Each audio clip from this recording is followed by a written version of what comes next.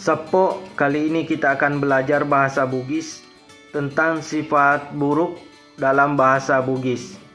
Yang pertama itu masereati, artinya iri hati. Kedua, maseke, artinya pelit. Tiga, majaperu, artinya tidak memiliki rasa peduli. Keempat, mangwa, artinya serakah. Terus makutu, artinya malas. Mangure, artinya mesum. Magempung, artinya suka membesar-besarkan diri. Pabelea, artinya pembohong. Pangujareng, artinya suka menghina.